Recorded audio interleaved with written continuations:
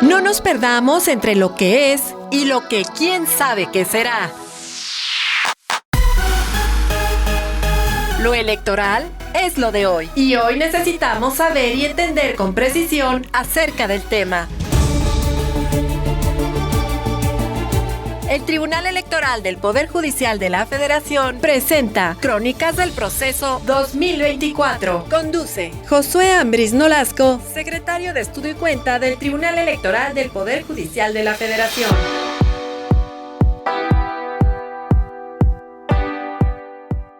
Crónicas del Proceso 2024 es un espacio de comunicación para la ciudadanía en el cual personal jurídico del Tribunal Electoral del Poder Judicial de la Federación expone las principales claves para entender de manera sencilla temas electorales. Mi nombre es Josué Ambriz Nolasco, soy secretario de Estudio y Cuenta del Tribunal Electoral del Poder Judicial de la Federación. En esta emisión te hablaré del control de constitucionalidad y control de convencionalidad. Acompáñanos.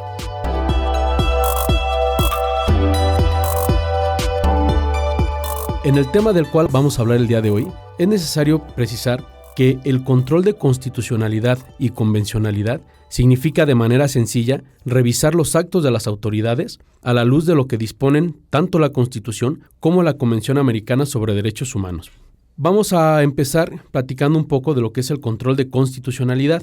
Es necesario empezar diciendo que en México, paulatinamente, se intensificó la atención sobre el tema de los derechos y con ello se incrementó una exigencia a cargo del Estado para garantizar su adecuada protección. La política judicial que predominó hasta el 2011, debemos recalcar, era que solo el Poder Judicial de la Federación podía realizar un control concentrado de la constitucionalidad de las leyes. Sin embargo, la Constitución mexicana y el catálogo de lo que antes conocíamos como garantías individuales pronto resultaron insuficientes. Así, la reforma constitucional en materia de derechos humanos de 2011 estableció los principios de interpretación conforme y de interpretación a través del principio pro persona, así como la obligación de promover, respetar, proteger y garantizar los derechos humanos de conformidad con los principios de universalidad, interdependencia, indivisibilidad y progresividad. A raíz de esta reforma, debemos de destacar, todas las personas juzgadoras están obligadas a inaplicar normas contrarias a la Constitución y también a los tratados internacionales que han sido ratificados por México. Otra muestra del avance en materia de control es que en 2015 los tribunales solamente podían ejercer un control de constitucionalidad respecto de las disposiciones que ellos mismos estaban facultados para aplicar, esto es, tratándose de la jurisdicción del amparo, la propia ley de amparo, la ley orgánica del Tribunal del Poder Judicial de la Federación y el Código Federal de Procedimientos Civiles. Pero esa restricción se abandonó a partir de un criterio de la Suprema Corte de Justicia de la Nación, en el cual estableció que los tribunales federales pueden realizar un control tanto respecto de las disposiciones procesales que regulan, insisto, el juicio de amparo, como sobre las normas sustantivas y procesales que hubieran aplicado en el propio acto.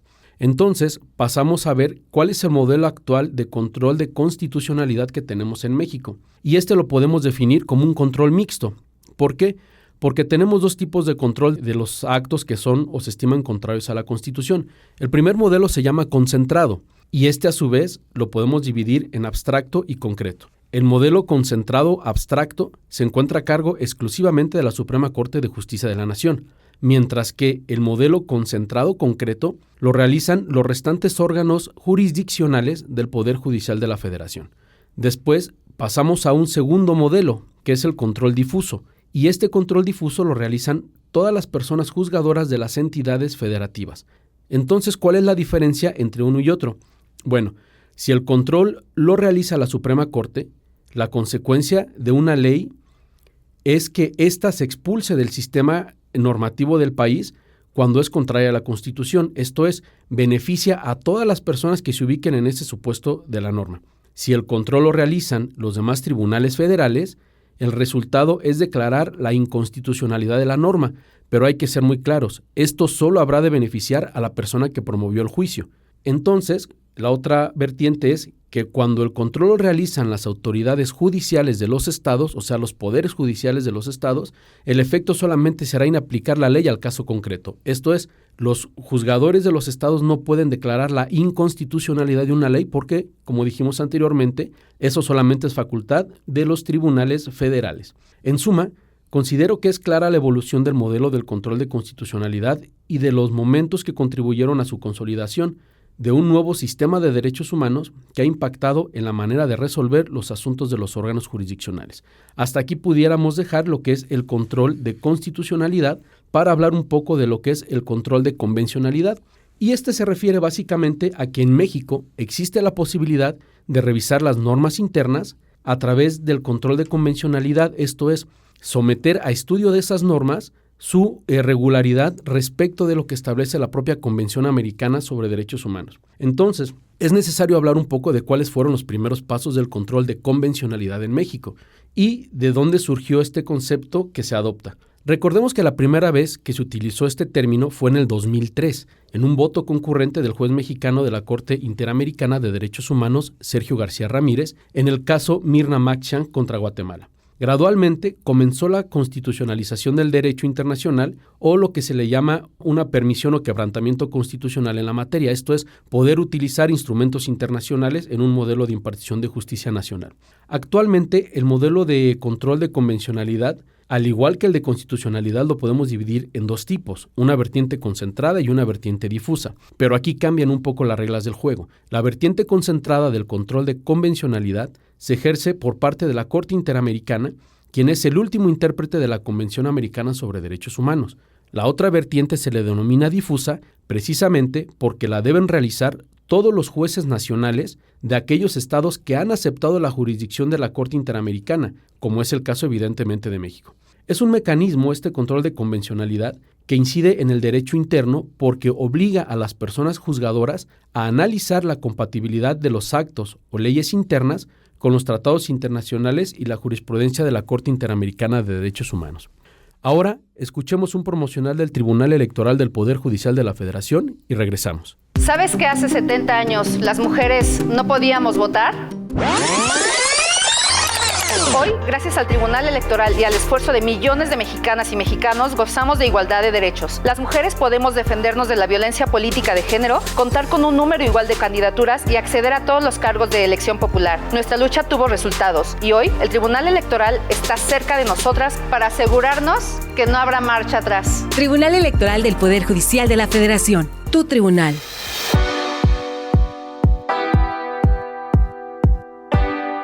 Soy Josué Ambris Nolasco y continuamos en Crónicas del Proceso 2024 con el tema Control de Constitucionalidad y Control de Convencionalidad. Retomando el tema específico del control de convencionalidad, es importante recordar la sentencia del caso Almonacid Arellano contra Chile, donde se avanzó a la consolidación del control de convencionalidad difuso, porque en dicha sentencia se sostuvo que cuando el Poder Legislativo falla en adoptar normas que respeten la Convención Americana, el Poder Judicial debe abstenerse de aplicar cualquier norma contraria a ella. También se estableció que los jueces, como guardianes de la convencionalidad, tienen la obligación de hacer una interpretación convencional y verificar que las leyes sean compatibles con la propia Convención Americana. Entonces, a partir de ese asunto, se dijo que la tarea del Poder Judicial debía tomar en cuenta tanto la Convención como la jurisprudencia de la Corte Interamericana de Derechos Humanos. También debemos tener en cuenta que 2 meses después, en el caso Trabajadores Cesados del Congreso contra Perú, la Corte Interamericana reiteró su doctrina de control difuso de convencionalidad y añadió además un nuevo parámetro y estableció que ésta procede de oficio sin necesidad de que las partes lo soliciten. Esto tiene algunas claves que vamos a ver un poco más adelante. Ahora, para poder entrar en contexto en la materia electoral, tenemos que precisar que en lo que atañe a la materia especializada, el modelo actual de control de constitucionalidad también es un tanto peculiar, pues esta atribución corre a cargo de 2 órganos del Poder Judicial de la Federación. Por una parte, los tribunales electorales y por otra, la Suprema Corte de Justicia de la Nación. Los tribunales electorales son competentes para resolver los medios de impugnación en materia electoral en ejercicio de una atribución constitucional para inaplicar disposiciones al caso concreto. En cambio, la Corte, a través de las acciones de inconstitucionalidad en materia electoral, ejerce como tal un control de constitucionalidad y convencionalidad que nos permite aplicarlo de forma general, esto es, no es al caso concreto. En ese sentido, podemos tener como consecuencia de los criterios que ha sostenido este Tribunal Electoral, algunos en los cuales se han generado efectos intercomunis o efectos generales, esto es, pueden beneficiar a personas que no han venido a los medios de control de constitucionalidad en materia electoral por ubicarse en el mismo supuesto de la norma. Este es uno de los pronunciamientos nobles que ha tenido el tribunal en relación con este tipo de control. Ahora, ¿cómo se hace este tipo de control? Existen parámetros generales delimitados tanto por la Corte Interamericana como por la Suprema Corte de Justicia de la Nación que establecen reglas mínimas. Por ejemplo, las personas juzgadoras no siempre están obligadas a plasmar oficiosamente algún estudio de constitucionalidad o convencionalidad en sus sentencias. Esto siempre y cuando adviertan que la norma que se está analizando tiene una presunción de constitucionalidad. En ese sentido, no siempre se tiene que realizar ese ejercicio. También deben ponderar y confrontar las normas que habrán de aplicarse al caso concreto con todos los derechos humanos contenidos en nuestra Constitución y en los tratados internacionales de los que el Estado mexicano es parte. Y en su caso, se deben dar respuestas frontales a las peticiones que expresamente se formulen en esa materia. Entonces, por regla general, y atendiendo a cada caso que se plantea, ¿qué deben hacer en sentido general las personas juzgadoras? Bueno, en primer lugar, identificar el derecho humano que considere podría haberse afectado, determinar la fuente de ese derecho humano, esto es, si es constitucional o convencional.